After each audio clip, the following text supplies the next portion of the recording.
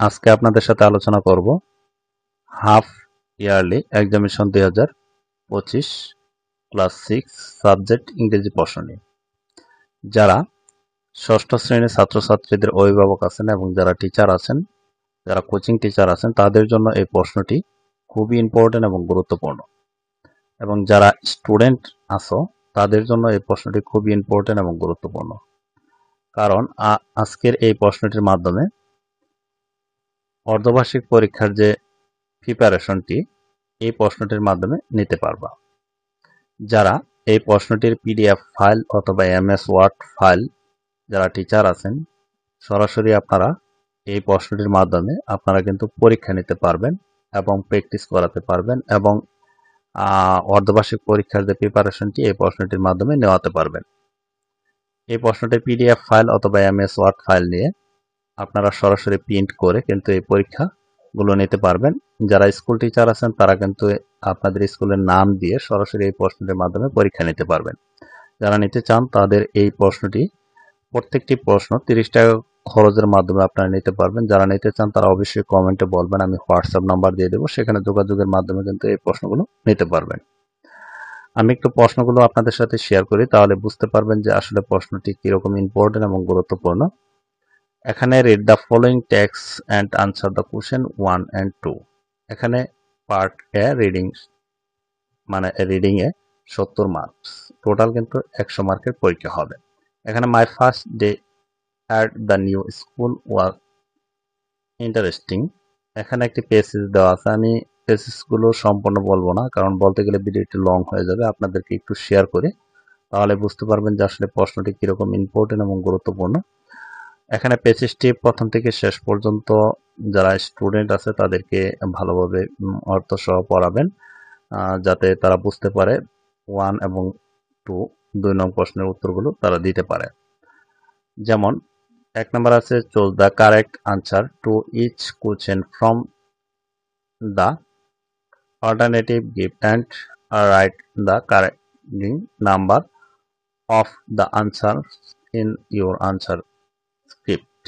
এখানে 7টি এমসিকিউ থাকবে, 7টি আনসার করতে হবে, প্রত্যেকটি 4টি করে অপশন থাকবে। যে এখানে আমি সবগুলো বলতে চাচ্ছি না, এই যে রোমান নাম্বার 1, 2, 3, 4, এরপর 5, 6, 7, এই 7টি এমসিকিউ, একটি কারেক্ট হবে, একটি আনসার করতে হবে। মানে 7টি, প্রত্যেকটি প্রশ্নের এখানে 4টি অপশন দেওয়া থাকবে, মানে এমসিকিউ মতোই থাকবে, মানে যেগুলো যে আমরা বিজ্ঞান গণিতের যে এমসিকিউ গুলো থাকে সেরকম থাকবে।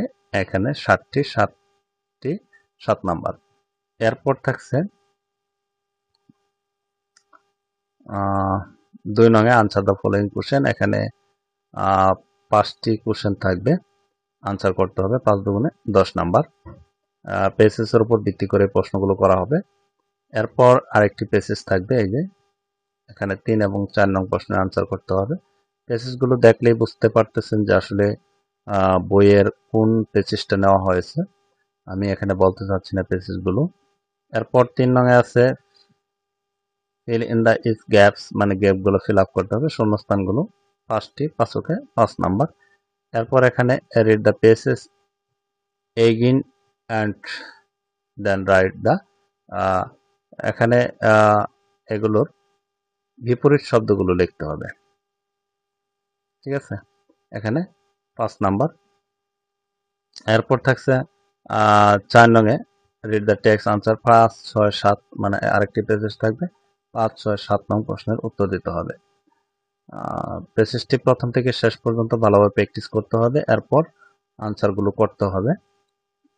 এখানে 5 নঙে আছে, এই যে এখানে শূন্যস্থান, এখানে ফিল আপ করতে হবে, এখানে ফিল আপ করতে হবে, 5 নং। এরপর 6 নঙে ফলস এবং কারেক্ট, যেটা ফলস সেটা কারেক্ট আনসারটা লিখতে হবে, আর যেটা কারেক্ট তো কারেক্টই লিখলেই, মানে টি লিখলেই হয়ে যাবে। এখানে 5টি 5 নাম্বার।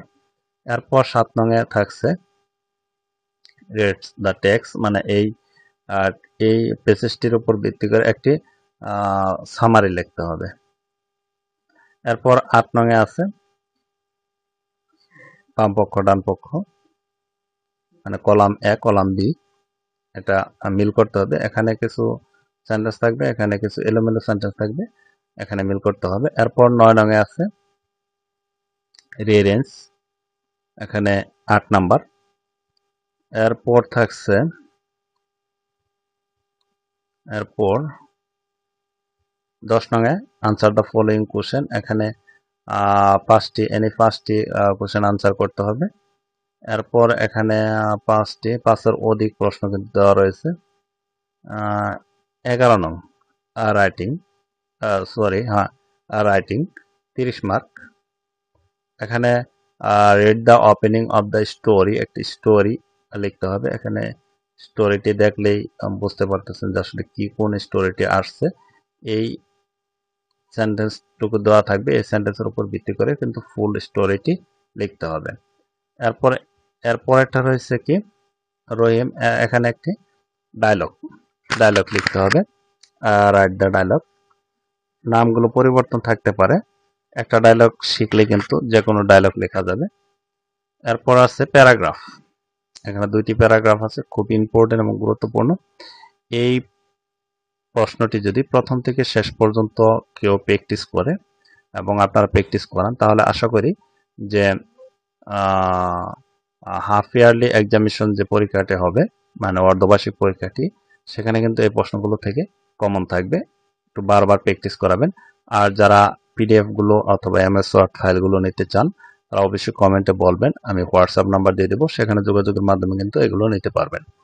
আর ভিডিওটি ভালো লাগলে অবশ্যই একটি লাইক দেবেন এবং কমেন্টে মতামত জানাবেন, এবং আপনাদের পরিচিত যারা আছে তাদেরকে এই ভিডিওটি শেয়ার করবেন, যাতে তারাও এই ভিডিওটি দেখে উপকৃত হয়।